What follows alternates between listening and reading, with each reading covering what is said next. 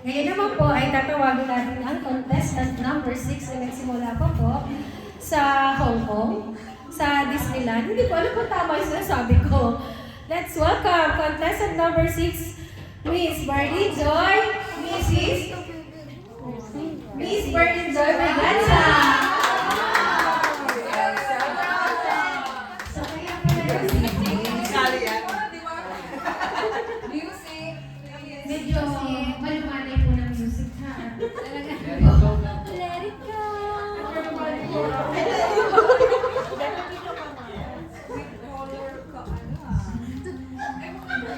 Ay, talagang malala.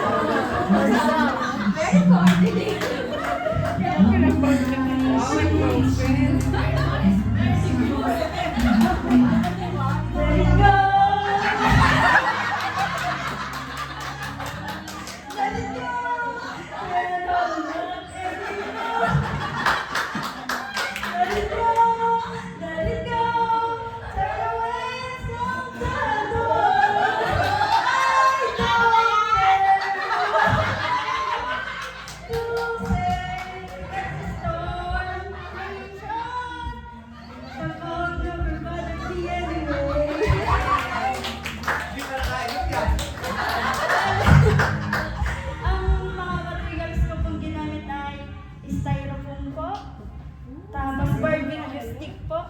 Tapos yung pinamalit ko po sa barbecue stick, ito po yung sa notebook po ng pamangkin ko, yung nagdudugtong. Tapos po ay nilagyan ko po ng Christmas spirit na ano po, conceitra na galing po sa Christmas tree po. Tapos ito po ay nakita ko po din sa sa pamangkin ko po. Kinuha ko na din, tapos nilagyan ko na lang din po ng design na galing po sa Christmas tree po. Tapos, kaya na-inspired din po ako na gawin po siyang Elsa. Kasi katulad po ni Elsa, napapansin ko po sa ating lahat, napaka-selfless po natin. Na tayo po ay uunahin po natin ang iba bago ang ating sarili. Handa po tayo i-sacrifice ang sarili natin para sa mga mahal sa buhay. Kaya sa mga nangyayari po sa ating buhay, let it go and let God.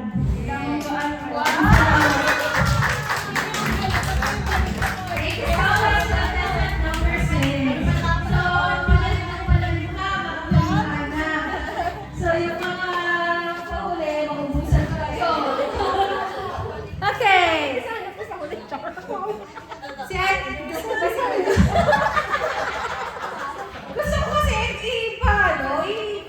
ipakilala yung number 7 kasi alam mo bakit? Tingnan mo naman yung kulay niya. Mamaya na pinili yung hindi ako nakagalan. So, tingnan natin kung ano kaliwan. Okay, let's give it up to Kuya Michael Cabango.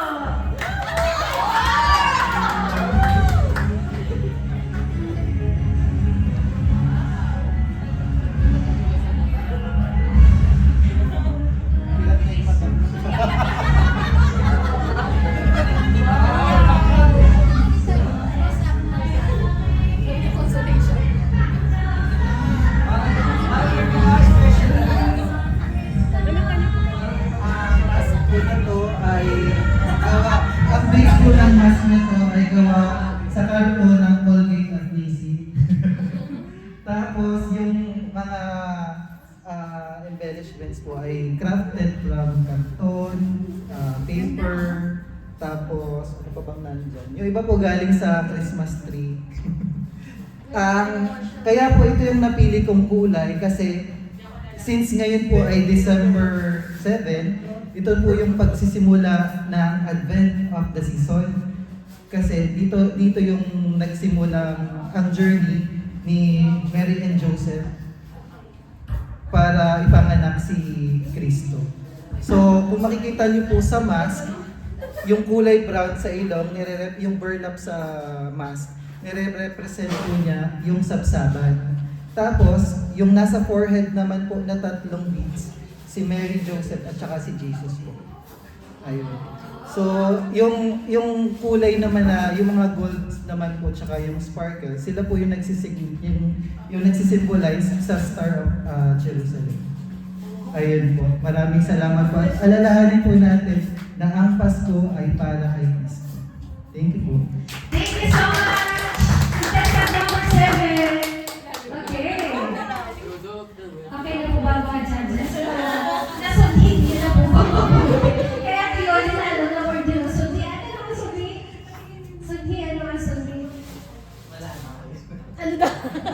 Parang yung na tinignan mabuti.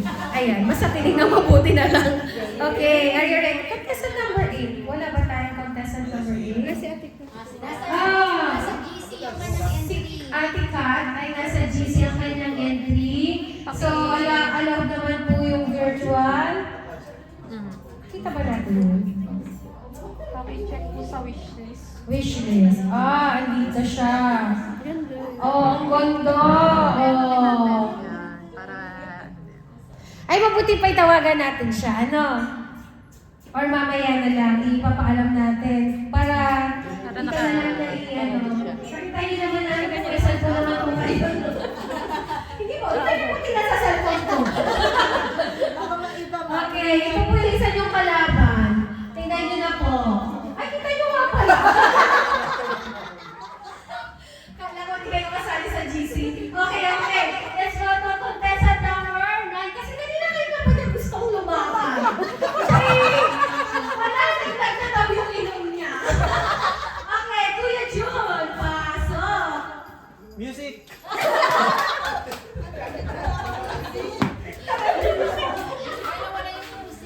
Tagal eh.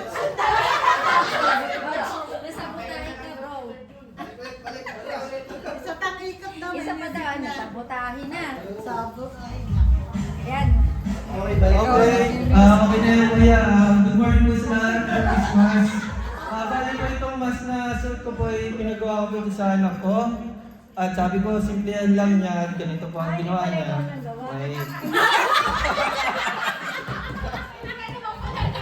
Inanan niya po kay Rudolph yung right nose, tapos may antler. Tapos yung po mga pinaglalagay ko, sabi ko, kumuha na lang po siya doon sa aming Christmas tree.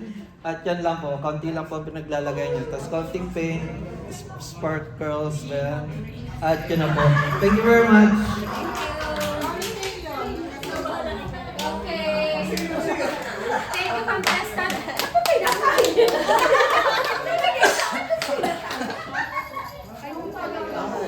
Okay, thank you, contestant number 1. Kahit pinagpatayan ko ng microphone. Welcome na natin ang contestant number 10. Ang pinaka-sexy mula sa bansa ng Candelaria. Let's welcome Miss Gwyneth Flores. Music! Music kuya, music. Makaganda naman kayo. Angel, this bubble number 5.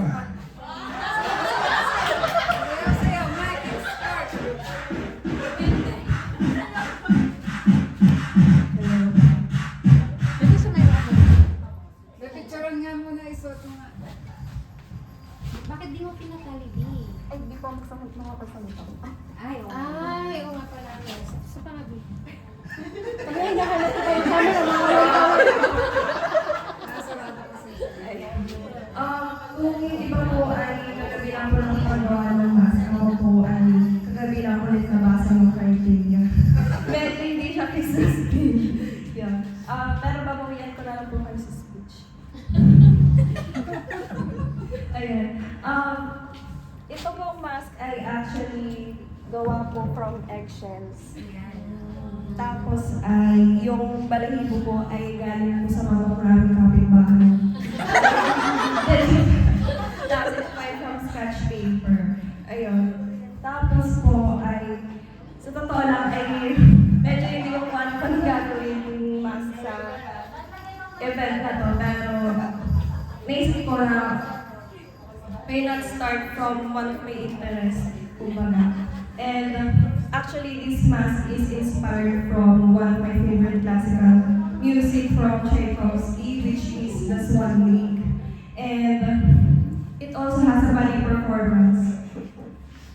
Tapos, kasi actually, I love listening to classical music kasi. And I also love watching ballet performances. Tapos, yung Swan Lake, dun actually galing yung White Swan and Black Swan. As you might have guessed, yung White Swan symbolizes good and the Black Swan symbolizes evil. Thus, in the story of Swan Lake, Even though the white swan and the black swan kasi is technically two different people, in Bali, it is performed by a single performer. Kasi sa story, actually, the black swan named disguised as Obed, which is the white swan. So that,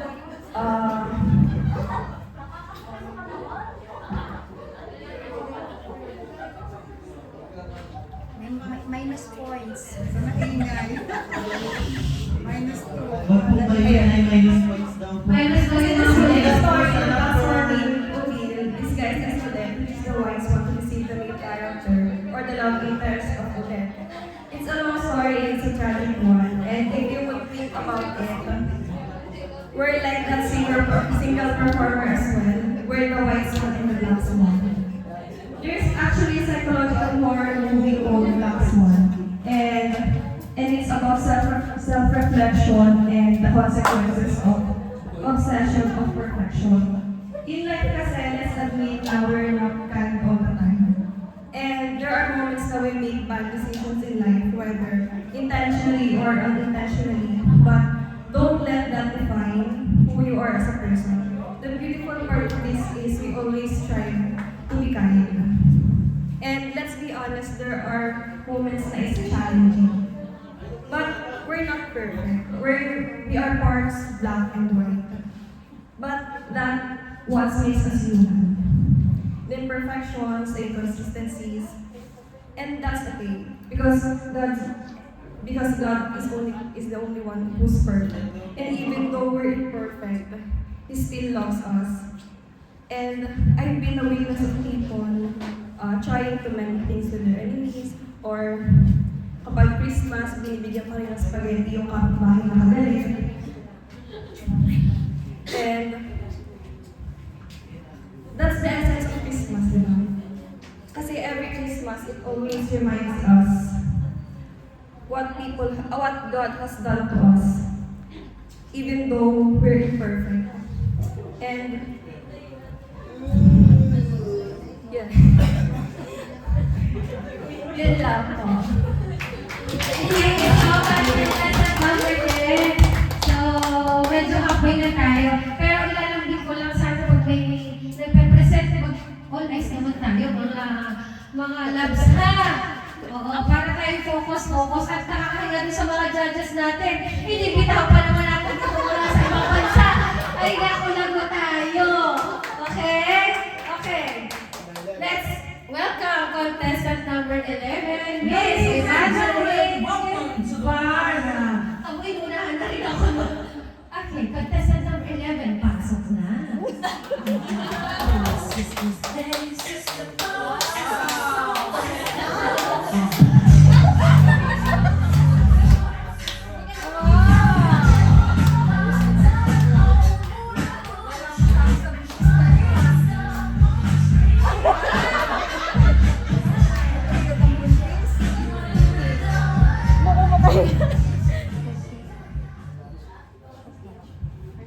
Hello po.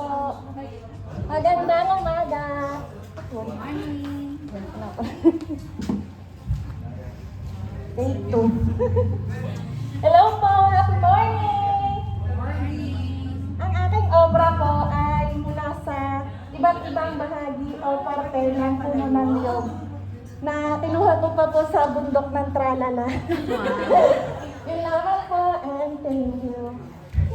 Thank you, contestant number 11. At dahil sa inyo na po ang inyong tagapagpapakilala, nakaupo muna po siya. Contestant number 12, medyo inaantok na po kanina, nasa na kaya siya? Ako, kinukuha pa ang kanya